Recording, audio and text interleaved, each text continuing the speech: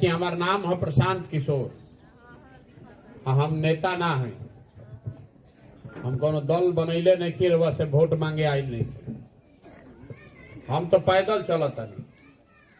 संकल्प ले ले बानी कि बिहार में गांव देहात शहर कस्बा पूरा बिहार पैदले चल के जाई, आपन घर द्वार छोड़ के रोज सुबह से शाम तक पैदल चलता नहीं। जहां सांझ हुई ओजा रुकब, जहां फिर अगला दिन ओजा से चले शुरू कइल जाई। अभी 160 दिन होता, करीब करीब 1600-1700 किलोमीटर पैदल चल देनी जा। पूरा बिहार करे में 1-1.5 बरिस और लागी। तरवा से हम वोट मांगत नहीं की, खाली पैदल चलता नहीं। आदमी पूछता है भाई क्या पैदल चले से फायदा क्या बा? हमारा पैदल चले से तो राउर गरीबी ना दूर हुई। हमारे पैदल चलने से बिहार में भ्रष्टाचार नहीं खत्म होगा, लड़कन के पढ़े के व्यवस्था ना हुई, ना नाली गली ना बनी, राशन कार्डो ना बनी, तो हम पैदल काहे चलता नहीं? पैदल ऐसे चलता नहीं कि जिस समाज को, जिन लोगों की जिंदगी को सुधारना चाहते हैं, कोई उपाय निकाले उससे पहले ये जरूरी है कि एक बार जाकर अपनी आंख से देखें, लोगों से मिलें, बात करें, समझें कि आखिर समस्या क्या बा। ऐसा कौन बात बा कि 50 बरिस हो गई बिहार से गरीबी खत्मे नहीं खे, बिहार के आदमी के दुर्दशा छूटते नहीं खे। रउआ सब जतन करके देख लेंगे, एक नेता एक दल के बात नहीं खे। जितना नेता पिछला 40-50 वर्ष में बिहार में भइल बाड़ा, अगर सब के बात कि हम का कोई नहीं, अगर बात के सही भी मान ली, जौन कैलन आ जौन करे के दावा करता नहीं ओकरा के सही मान ली, तब भी बिहार आज देश का सबसे गरीब, सबसे पिछड़ा, सबसे ज्यादा अशिक्षित, सबसे ज्यादा भूखमरी और बेरोजगारी वाला राज्य है। ये बात से तो कोनो इनकारे नहीं है। तो मान ली कि भैया कांग्रेस काम कोइलस, मान ली कि लालू जी सामाजिक न्याय भी कोइलन, नीतीश जी के भी दावा के मान लिहल जाओ, मोदी जी के भी दावा मान लिहल जाओ कि भारत में बड़ा विकास हो गई, ओकरा बावजूद हमनी के दुर्दशा तो हमनी के आंख के सामने बा। एकरा खातिर तो कोनो ज्ञान ना चाही कि भैया जौना रास्ता पर चल के हमनी के आवत नहीं जा 50 साल से, एह रास्ता से तो हमनी के लइकन के कल्याण नहीं खे होखे वाला। काहे पहले बात के समझी कि हमनी के बिहार में दुर्दशा बा। काहे दुर्दशा का कारण यह है, गरीबी का कारण यह है कि गरीबी से निकलने के जीवन में 3 ही रास्ते हैं। अब बिहार में वो तीनों दरवाजा बंद है, तीनों रास्ता बंद है।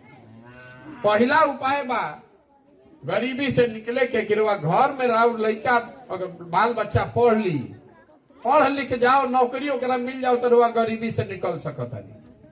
तो बिहार में शिक्षा व्यवस्था के हालत जौन बात रुआ देखते बानी, स्कूल में खिचड़ी बटाता आ कॉलेज कोई जाता तो वजह से डिग्री बटाता, पढ़ाई तो दोनों में कहीं नहीं खे हो।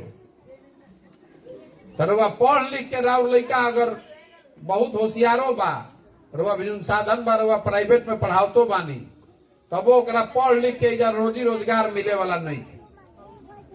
दूसरा रास्ता का बा, अगर मान ली पढ़ाई लिखाई नहीं खे, खेती किसानी बा, जमीन हो खे, खेती योग्य जमीन हो तो उससे कल्याण हो सकता है। तो बिहार में 100 में 60 आदमी के पास एको धूर जमीने नहीं थे। 100 में 60 देश में 100 में 38 आदमी के पास जमीन नहीं थे। बिहार में 100 में 60 आदमी के पास एक धूर भी जमीन नहीं है।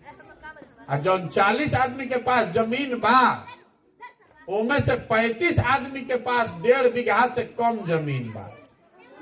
इतना छोटा किसान है, इतना कम जमीन है कि बिहार में जो खेती है वो कमाने वाला नहीं, खाने वाला खेती है। रुआ खेत में उहे उपजावत नहीं कि बाल बच्चा के पेट भर जाओ, से कुछ कमाए के जुगाड़ नहीं थे। तो बिहार में शिक्षा बाना, कमाए वाला खेती बाना। तो तीसरा उपाय रह गई कि अगर रुआ पैसा रही, पूंजी रही, तो रुआ दुकान दौरी व्यापार करके आगे बढ़ सकत रही। तो बिहार के दुर्दशा ही बा, देश में औसत आय बा आदमी के 1,45,000 रुपया, और बिहार में आज औसत आय बा 35,000 रुपया प्रति व्यक्ति। तो शिक्षा बाना, जमीन बाना, अब पैसा पूंजी है नहीं थे तो आखिर रुआ गरीबी से निकलब कैसे? रुआ बता दी। यही से रुआ देखो तनी जहां बिहार में रुआ घूमो गरीबी हर जगह दिखेगा, हर जगह आपको मजदूर दिखेगा। जो मजदूर है उसका लड़का मजदूर ही बनेगा, जो गरीब है गरीब का लड़का गरीबे बनेगा। ऐसा नहीं है कि रुआ आज गरीब हो गई बानी, रुआ जब बच्चा रहल हो कब तो वो गरीब रही, आजो गरीब बानी। जो लड़का रहे वो जवान हो गए, जवान आदमी बूढ़ हो गए, उनकर गरीबी खत्म नहीं खे। इसी वजह से नहीं हो रहा है कि तीनों गरीबी से निकलने का रास्ता बंद है। तब रुआ करा के सुधारत काहे नहीं थी, चाहे जो नेता होता वो सुधारत काहे नहीं थे, वो समझी। देखिए इतना बात तो हमने के सबके बुझाता ना कि भाई बिहार में शिक्षा के व्यवस्था सुधरे के चाहिए। रुआ से पूछा था, बताई शिक्षा के व्यवस्था सुधरे के चाहिए ना भाई, लेकिन के पढ़े लिखे की व्यवस्था होके चाहिए ना, सबके बोल लिखा खार के सुधरे के चाहिए कि ना चाहिए। सबे इजा कहता इतना तो कोनो रुआ जात के हो कि पढ़ल लिखल हो कि गरीब हो कि अमीर हो कि, इतना बात तो सबके बुझाता कि भाई बिहार में लड़कन के पढ़े के व्यवस्था होके के चाहिए। तो अब रउआ सबसे पूछता नहीं, एमे देखी पढ़लो लिखल आदमी बारन, कमोल पढ़ल लिखल आदमी हुई हन, गरीबो बारन, अमीरो बारन, बैठल बारन, बहुत अगड़ा हुई हन, कोई पिछड़ा हुई, कोई हिंदू हुई, कोई मुसलमान हुई, सब लोग हमने के सहमत बानी जा कि शिक्षा सुधरे के चाहिए। लेकिन अपना अपना लड़कन के नाम पर सबे बोलो कि शिक्षा के सुधारे खातिर बिहार में कभी वोट देले बानी? कबो दिया बा वोट? भैया ईमानदारी से बोली, कभी अपना लड़कन के पढ़े के नाम पर वोट देले बानी जा? नहीं खींचा देले। यह मेन बात बा, जड़ के पकड़ी रउआ बुझाते कि रउआ के नेता ठगता। हम रउआ कहते नहीं कि रउआ के नेता ठगते नहीं के, रउआ खुद के ठग रहल बा। जौना बात पर रउआ वोट देता नहीं वो काम होता। रउआ जात पर वोट देता नहीं तो जात के चर्चा बिहार में हर जगह होता। रउआ वोट देता नहीं भारत पाकिस्तान के नाम पर तो जैसे ही टीवी खोलता नहीं तो भारतीय पाकिस्तान सुनाई देता। रउआ वोट देले बानी 5 किलो अनाज पर तो कितनो चोरी बा तो 1 किलो चोरी करके 4 किलो अनाज मिलते बा। रउआ वोट देले बानी राम मंदिर बनावे खातिर तो 20 बरिस देरे से सही लेकिन राम मंदिर बनते बा। रउआ वोट देले बानी बुलेट ट्रेन के कहानी सुन के तो रउआ के पैसेंजर मिलो चाहे ना, गुजरात में बुलेट ट्रेन बनते बा। ये बतावे चलल बानी कि जौन बोब तो उन्हें काटब। रउआ बबूल के खेती करब तो आम कहां से खाई? आपको नेता नहीं ठग रहा है, आप अपने बच्चों को खुद ठग रहे हैं। अभी सबे कहल कि पढ़े खातिर होके चाहिए वोट, अरे वह वोट कब दे? वोट कभी अपने माना तनी कि कबो नहीं दे ले। तो देखिए बिहार में हमने के दुर्दशा के मूल कारण ई बा कि 5 बरिस बैठ के इधर सबे बतियावता कि बिहार में क्या नहीं थे। बिहार में और कुछ होके चाहे नहीं, आदमी के राजनीति बतियावे के बहुत आदत बा। जहां 5 आदमी बैठ जाए घर में, दलान में, खेत खलिहान में, चौक चौराहा पर, चाय के दुकान पर, जहां 4 आदमी बैठी तो राजनीति बतियाई। ए भाई बिहार में बड़ा भ्रष्टाचार बा, ए भाई इधर सड़क नहीं थे, नाली नहीं थे, गली नहीं थे, लड़कन के पढ़े के व्यवस्था नहीं थे, खेत में पानी नहीं थे, 2000 के धान 1500 में बेचाता, 277 के यूरिया 500 में खरीदाता, पासपोर्ट बनावे जाता नहीं तो 1500 रुपया लागता, खेत के रसीद कटावे जाता नहीं तो 3000 लागता। सब बात सब जानता, रोज रोवा बतियाव तो बानी। लेकिन जहिया वोट होई तो ये सब बात भूला जाए। वोट के दिन बिहार के आदमी के 4 गो बात याद बा। पहला बात, हमार जात का बा, पता करो अब के लिए अपना जात के खड़ा बारन उनके के वोट दिया। जे जात से बच गई ओकरा के हिंदू मुसलमान भारत पाकिस्तान धर्म के नाम पर उनका से वोट लिया था। काल तक रउआ संकल्प ले ले रही, ये भाई अब पहले सांसद वालन काम निखन के लिए के वोट ना दिया। लेकिन जैसे ही वोट आई तो हल्ला हुई होगी, सब हिंदू एक हो जा। पाकिस्तान के सबक सिखावे के बाद कोई गलती से कहियो दिलस नीचे के बाद, ए भाई है सांसद कहले रहन काम निखन के लिए काहे वोट दियल जाए?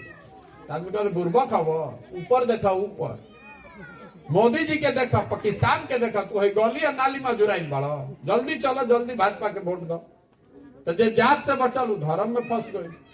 जे दोनों से बच जाता, तो कहता कि जाए जी भैया हमने के कतनो दुर्दशा बाना और लालू जी के जो जंगल राज रहे वो ना चाहिए। बाप रे बाप, अरे बड़ा अपराध रहे रे भाई।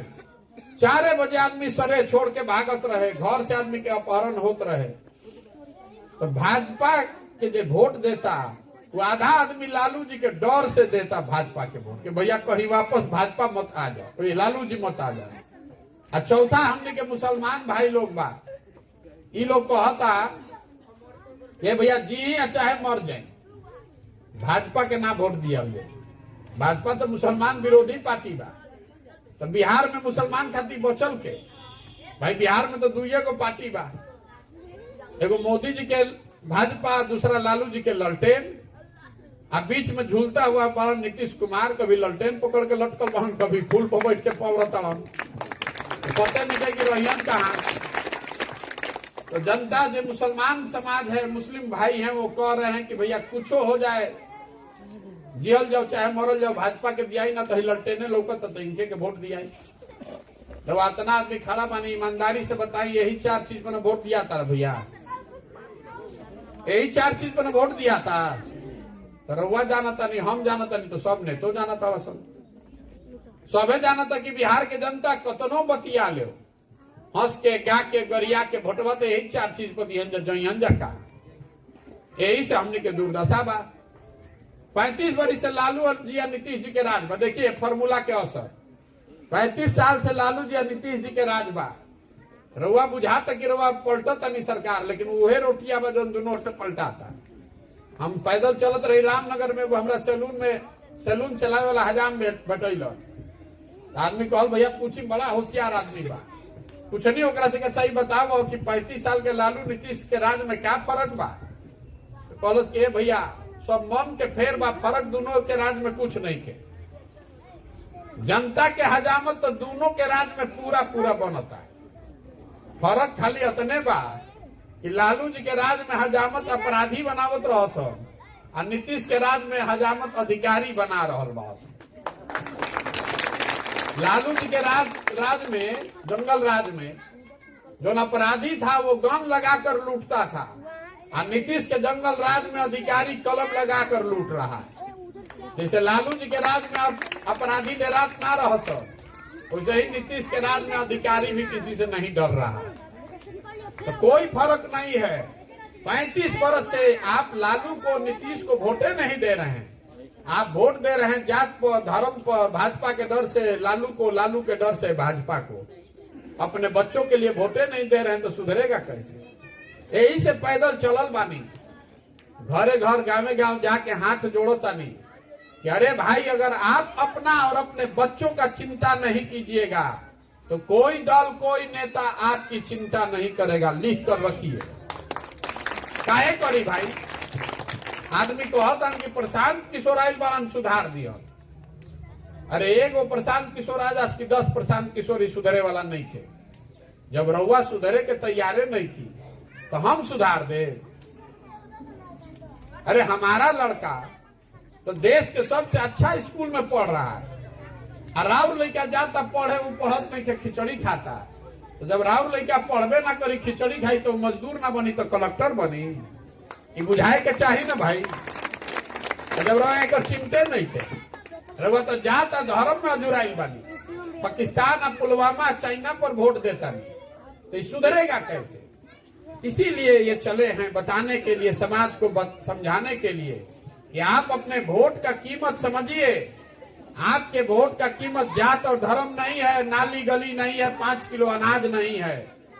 आपके वोट का कीमत है आपके बच्चों का भविष्य। वोट उसको दीजिए जो आपके बच्चों के पढ़ने का व्यवस्था करे। वोट उसको दीजिए जो खेती को कमाई वाला खेती बनाए, और वोट उसको दीजिए जो यहाँ बच्चों को रोजगार दे। वोट ओकरा कर देवे के चाहिए।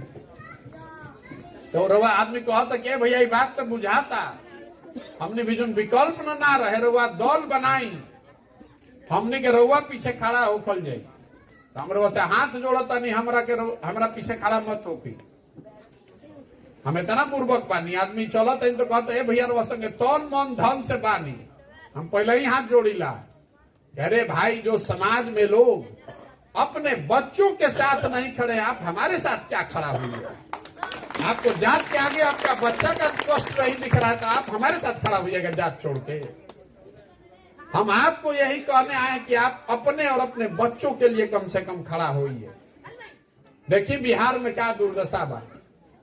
मोटरसाइकिल इधर रोड पर चलता, मोटरसाइकिल कहाँ बनता? मोटरसाइकिल बनता हरियाणा में, महाराष्ट्र में। रुआ घर में सीमेंट लगावता नहीं, छड़ लगावता नहीं, कहाँ बनता? ये बनता झारखंड में, मध्य प्रदेश में, उड़ीसा में। रुआ घरे घर टीवी लागल बा, आदमी हाथ में मोबाइल ले ले भाई, कहाँ बनता? ये बनता उत्तर प्रदेश में, महाराष्ट्र में। रुआ बस में चलता नहीं, ट्रैक्टर खरीदता नहीं, ट्रक के इस्तेमाल करता नहीं, सब कहाँ बनता? ये बनता झारखंड में, तमिलनाडु में, गुजरात में। तो बिहार में क्या बनता? अरे सब हतना ज्ञानी बैठल बनन, बिहार में क्या बनता? 5वीं क्लास से हमने के पढ़ावल जाता कि पेपर कहाँ, पेपर के मिल कहाँ बा, सीमेंट के कारखाना कहाँ बा। तो बिहार में क्या बनता? बिहार में कुछ नहीं के बनत। हम लोग के बताओ तनी बिहार में क्या बनत? बिहार में हमने के लो ग्रेड लेबर बनावता नहीं, जब मजदूर बनावता नहीं। पूरा बिहार में लड़का पैदा करो आ पेट काट काट के जो ना लड़का के रुआ बड़ा करता नहीं, 20 बरिस 22 बरिस के हो गई तो पीठ पर झोला लेके स्टेशन पर चल जाई कौनो। जैसे भेड़ बकरी को चा के जाता हसन, वैसे बिहार से लड़का जाता हसन बाहरी मजदूरी करे। 2 करोड़ बिहार का लड़का पूरे देश में मजदूरी कर रहा है। 12,000 15,000 रुपया खाती 10-10 घंटा 12-12 घंटा आदमी हाड़ गलावत जा। शहर में जो रहता है लड़का छोट छोट कमरा में 4 गो 5 गो आदमी रहता है, पेट काटता है कि घरे 6,000 भेजी के हमारे बाल बच्चा खाई। और रउआ से पूछता नहीं कि वोट काहे देनी? यहाँ आदमी कहता क्या करी भैया, गौवा में सब देते रहे तो हमू दे देनी। राउर घर के राउर सवांग राउर लड़का अपन जवानी हो जा हार गलावता, और वह वोट ऐसा ही दे देता नहीं। कोई जात के नाम पर कहलो तो वह वोट दे दे, तो राउर दुर्दशा ना हुई तो हमार दुर्दशा हुई। ये सुधरना चाहिए ना भाई। आपको अपना चिंता होना ना चाहिए। नेता अपन चिंता करता, नेता अपन लड़का के चिंता करता। जितना आदमी जात के राजनीति कहता हूं कि नेता हमने के जात के राजनीति करता हूं, रवा लाइन लिख देता नहीं रवा के। कोई नेता जात का राजनीति बिहार में नहीं कर रहा है। देखिए आदमी कहता कि लालू जी जात के राजनीति करता हूं, हम रवा कहता कि लालू जी जात के राजनीति करते नहीं। कौन लालू जी अगर जात के राजनीति करते तो इन कहता कि भाई यादव समाज में जो सबसे काबिल आदमी बा वो बिहार का नेता बनी, और सब यादव भाई लोग आप लोग मिलकर वोट दीजिए। लालू जी नहीं न कहत। लालू जी कहता कि हमार लड़का बिहार के नेता बनी, सब यादव जी लोग तू लोग वोट हमरा के दो जा। तो लालू जी तो अपन परिवार अपन लड़का के चिंता कर रहा बा, उनका यादव समाज के चिंता नहीं थे। जात तो रउआ धर्म में बाकी भाई हम जात, और लालू जी अकेले नहीं खो, मांझी जी बालन तो कहता हमार लड़का रही। कोई राजपूत के नेता बा, कोई पंडित के नेता बा, कोई कुशवाहा के नेता बा, वो कहता कि हम रहब हमार लड़का रही, हमार जात के कुल जना तू लोग हमरा के वोट दो जा। तो नेता तो अपन लड़का के चिंता करता। तो रउआ से हम हाथ जोड़ के कहे बनी कि रउआ अपन लड़का के चिंता करी। इतने बात इतने जो समझ दे तो सब सुधर दे। आज तक आपको दल वाला आके बड़ा बड़ा क्या कहता है, देश के लिए वोट कीजिए, समाज के लिए वोट कीजिए, विचारधारा के लिए वोट कीजिए। हम आप उससे आपका कल्याण नहीं हुआ, हम आपको कहने आए हैं। आपने 50 बरस देश के लिए, समाज के लिए, नेता के लिए, विचारधारा के लिए वोट करके देख लिया। एक बार हमारे कहने पर अपने बच्चों के लिए वोट कीजिए, तभी सुधरेगा। राहुल लड़का पढ़त नहीं थे। अब पुलवामा में चाइना में क्या होता उसे क्या मतलब है हमने के? जब बिहार भर के लड़का अनपढ़ हो जी हम तो उसे देश मजबूत होगी कमजोर होगी। देश के आमदनी 1,45,000 बा, हमने के 35,000 बा, तो हमने के देश के मजबूत करते की कमजोर करते दिया। जब कुल आदमी हमने के अनपढ़ हो जाए, सब लड़का बेरोजगार हो जाए, तो देश कमजोर ना हो भाई। आप अपने जो आदमी अपना चिंता नहीं कर सकता, अपने बच्चे का चिंता नहीं कर सकता, वो देश का चिंता क्या करेगा? यही बताने के लिए चल रहे हैं। आदमी कहता भैया दौल न बनाई, तो हम दौल काहे नहीं बनावो? अरे भाई बिहार में तो पहले ही से 50 गो दल बा ठगे खातिर, एगो हमू बना ले तो हमू ठगे लागो। बिहार में दल कैसे बनेला? जे बनैलस दल उहे हो गई दल के नेता। आइयो कह दिलस कि हमारा बाद हो जाना हमार बेटा। आ कुल जाना तो लोग बिहार के आदमी जीवन भर झंडा लेके ढोआ जा। वो दल विकल्प नहीं है, वो तो परिवार का शासन है। अगर आप विकल्प बनाना चाहते हैं तो समस्या आपकी है, ताकत आपको, कंधा आपको लगाना पड़ेगा। हम चलो तनी आदमी से पूछा तनी कि बिहार के बनाई, बिहार के आदमी बनाई कि पंजाब के आदमी बनाई? बिहार के आदमी बनाई। तो विकल्प काहे नहीं का बनावो? तो आदमी कहता कि क्या करी भैया, हमने के तो व्यवस्था नहीं थे, साधन नहीं थे, राजनीति के समझ नहीं थे। तो हम कहता नहीं कि जन सुराज से हम रवा के देता नहीं साधन, हम आपको दे रहे हैं व्यवस्था, हम लगा रहे हैं अपना दिमाग आपके पीछे। आप खड़ा तो होइए अपने बच्चे के लिए, आप कम से कम अपने बच्चे के लिए एक बार खड़ा तो होइए। अब कौन बहाना बनाई? ना तो सोचा था नहीं कि हम आगे बढ़ जाए या पीछे रवा निकल जाए जाते गली में, तो हम उतना बुर्बक बनी। अगर समस्या आपकी है तो जगना आपको पड़ेगा, खड़ा आपको होना पड़ेगा, कंधा आपको लगाना पड़ेगा। गांधी जी ने यही न सिखाया। गांधी जी दल बना के वोट लेके देश के आजाद करैलन। अरे गांधी जी ने समाज को जगाया। गांधी जी आगे आगे चलल ना पीछे से पूरा समाज चलल, तब न देश आजाद भइल। तो अगर बिहार के दुर्गति से निकाले के बाद तो हमने के सब आदमी के कंधा लगावे के पड़ी, सबको मिलकर विकल्प बनाना पड़ेगा। इसीलिए ये प्रयास कर रहे हैं कि गांव, शहर, कस्बा, देहात से साल डेढ़ साल घूम के गाँव जाके ऐसा हर उस आदमी को ढूंढ कर निकालें जो नई व्यवस्था अपने लिए नहीं तो कम से कम अपने बच्चों के लिए एक नई व्यवस्था बनाना चाहता है। जब पदयात्रा खत्म हुई तो सबके एक साथ बैठावल जाई, सबे अगर मिल के तय करी कि दल बनावे के बाद तो बनी दल। लेकिन अगर दल बना तो दल प्रशांत किशोर का नहीं होगा, किसी व्यक्ति, किसी परिवार, किसी जाति का नहीं। वो दल होना चाहिए बिहार के उन सारे लोगों का जो इसको मिलकर बनाए और आगे मिलकर चलाए, तब न सुधरी। तो रुआ बताएं कि प्रयास होके के चाहिए कि ना होके के चाहिए? अरे प्रयास होके के चाहिए ना भाई। तो रुआ से वो वोट करवाई, रुआ वोट देवे के बाद हाथ उठा के जरा मन होके वो हाँ बोलो, जरा मन होके वो ना बोलो। 30-40 सालों में आपने, हमने जिसको भी वोट दिया, किसी ने बिहार और बिहार के बच्चों की चिंता नहीं की। अब समय आ गया है कि बिहार की जनता, आप और हम अपने बच्चों की चिंता करें और जो रास्ता गांधी जी ने दिखाया उस पर चलकर बिहार की जनता मिलकर अपना विकल्प बनाए, जनता का विकल्प बनाए। रहुआ बताई कि सबके मिलके अपन विकल्प, अपना दल बनाना चाहिए कि नहीं बनाना चाहिए? हाथ तो उठावे पड़ी ना भाई, बिहार ऐसे ही सुधर जाए। जरा हाँ बनाना चाहिए कि नहीं बनाना चाहिए? आदमी कहता है कि मान ले कि बना लिया दल तो उसे क्या हो, चुनाव कैसे जीतल जाई न बताई। सबसे मुश्किल तो वो बा, जात से कैसे निपटल जाई। इतना समीकरण बा, इतना बड़ा बड़ा दल बा, पैसा बा, बाहुबल, इसे कैसे निपटल जाई, वो भी आपको बताने आए। देखिए लोकतंत्र में जो जनता है, आप हनुमान जी के जैसे हैं। जैसे हनुमान जी अपन शक्ति भुला जात रहन, उनका के जाके बतावे पड़त रहे कि भैया 7 योजन का समुद्र फान सकेला तो फान गईलन। आप में वो ताकत है। एक बार जनता अगर खड़ी हो जाए तो कोई समीकरण, कोई दल टिकने वाला नहीं है। एक बार जनता खड़ा हो नेटर वसा में टिक सकेला। आज हमरा के जाना था तनिको मन का, ओकरा मालूम बा कि प्रशांत किशोर के और कुछ आवे चाहे ना, चुनाव लड़ावे आवेला। 10 बरस में हम जिसका हाथ पकड़े हैं, जिस नेता का, जिस दल का, वो चुनावे नहीं हारा है। तो इस बार संकल्प लिए हैं, किसी दल का नहीं, नेता का नहीं, बिहार की जनता का हाथ पकड़े। जिसको भी समाज अपने इस व्यवस्था से चुनकर निकालेगा, वो गरीब हो, अमीर हो, अगड़ा हो, पिछड़ा हो, हिंदू हो, मुसलमान हो, महिला हो, पुरुष हो, जेकरे के समाज चुन के निकाली, उसी के पीछे अपनी पूरी ताकत, शक्ति, पैसा, बुद्धि सब लगाएंगे और आपके आशीर्वाद से उसको जिता कर लाएंगे।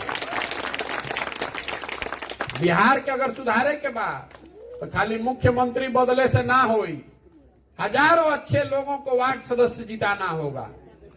5000, 6000 अच्छा आदमी के मुखिया, सरपंच चुने के पड़ी। सैकड़ों अच्छे लोगों को जिला परिषद प्रमुख और विधायक बनाना होगा, तब न सुधरी। तो पूरा व्यवस्था में घून लाग गई बा, नीचे से लेकर ऊपर तक। मुख्यमंत्री बदलने से बिहार नहीं सुधर सकता है। तो प्रयास होना चाहिए ना भाई, ओके ना प्रयास। तरह से हम वोट मांगत नहीं थी, चंदा हमको इसे ली ही ना, एक कप किसी का चाय भी नहीं पीते। हम अपना चाय खिचड़ी टेंट तंबू लेके ही चलते हैं। आपसे मांगने आए हैं आपका आशीर्वाद। ये कठिन काम है, गांव गांव में जाके 50-100 आदमी को समझाना पूरा बिहार में आसान नहीं है। 1.5-2 बरस ये शरीर से नहीं हो सकता है। ऊपर वाले का कृपा चाहिए और आपका आशीर्वाद होना चाहिए। जैसे जमीन पर का बहुत आदमी कहता भैया बड़का रैली काहे नहीं की करके सबके बड़का मीटिंग में बतावो। तो हम रउआ के बतावो तनी, जमीन पर काउर जाम जाला, काई लाग जाला तो कैसे छोड़ाईला? ओकरा के झाड़ू से ईटा से बैठ के रगड़ के छोड़ावे के पड़ेला। काई लगी हुई जमीन पर दौड़िएगा तो गिर जाइएगा, हाथ पैर टूट जाएगा। तो 50 बरस से यहाँ का नेता सब जो काई जमा दिया है आपके दिमाग पर, धर्म का, जाति का, इतना गहरा काई जमा दिया है कि आपको अपने बच्चे की तकलीफ भी नहीं दिख रही है। आपको अपनी समझ भी आपकी धूमिल पड़ गई है। उसी को छुड़ाने के लिए निकले हैं। आई होगा आपके आशीर्वाद से। अगर आपको लगता है कि जो काम हम कर रहे हैं कि काम ठीक बा, बिहार के समाज और बच्चों के हक में है, तो एक बार हाथ उठाकर आशीर्वाद दीजिए। बानर और आशीर्वाद करें ना, प्रयास होके चाहिए ना भाई। तो एक अंतिम बात देखिए, हमने के बिहार से लेकर जाता असन बाहर, कोई पढ़े जाता, कोई मजदूरी नौकरी करे जाता, तो बाहर आदमी कहता बिहारी मतलब बेवकूफ, बिहारी मतलब अनपढ़, जेकरे मन भइल एक 2 चटा मार देलो। ये शब्द बिहारी गाली बन गया है। आप किसी जात के हैं, किसी गांव के हैं, बाहर जाइए कहेगा बिहारी। ये हम लोग सब बेवकूफ आदमी हैं। अरे बिहार में रहने वाले लोग सब बेवकूफ नहीं हैं। यहाँ के कुछ नेताओं ने और व्यवस्था ने हम लोग को बेवकूफ बना दिया है। ये तो ज्ञान की भूमि रही है। बिहार में तो देवताओं को भी आकर ज्ञान मिला है। 1500 साल तक इस देश के राजनीति का केंद्र बिंदु था बिहार। हम लोग के पूर्वजों ने दिखाया है, इस मिट्टी में वो ताकत है। अब एक बार हिकाई छोड़ा कर वह संकल्प ले ले तो आप में और बिहार के बच्चों में वो ताकत है। आप यहाँ वो व्यवस्था बना सकते हैं कि आपके और हमारे बच्चों को पढ़ने के लिए और रोजगार के लिए, कृषि के लिए किसी को बाहर नहीं जाना पड़ेगा। ये व्यवस्था यहाँ बनाई जा सकती है। आदमी को तो कि भाई इतना बढ़िया बढ़िया बतियावत अपना खातिर क्या चाहता हो। बहुत आदमी के बुझाता कि हमरा सरकार में आवे के बाद, मुख्यमंत्री बने के बाद। तो आप हमको नहीं जानते, हम इतना छोटा सपना लेकर नहीं पैदा हुए। हमारे बाबा बैलगाड़ी चलाते थे, मजदूरी करते थे, बाबूजी डॉक्टर रह। हम यहाँ सरकार में आवे के रही तो आज एक फोन करो, काले सरकार में चले। सरकार में आवे से के रोकता? नीतीश कुमार के नाम वैसे ही डगमगा, बेचारे घबराहट में बांध, कोई आ जाओ बचावे वाला। हम अपने जीवन का सब कुछ इसलिए नहीं छोड़कर दाव पर लगाए हैं इसमें कि हमको सरकार बनाना है। जीवन का सब कुछ इसलिए दाव पर लगाए हैं कि इस सपने को लेकर आए हैं कि देश के सबसे गरीब और पिछड़े राज्य को, जिसको सारे दलों ने, नेताओं ने न सुधर पाने वाला राज्य मानकर छोड़ दिया है, इसको सुधारने के लिए अपने जीवन काल में इसको सबसे अग्रणी और समृद्ध राज्य के तौर पर देखना चाहते हैं। ये देखना चाहते हैं एक दिन अपने जीवन काल में, जब गुजरात, पंजाब, तमिलनाडु, महाराष्ट्र से लड़के बिहार में रोजी रोजगार के लिए आए।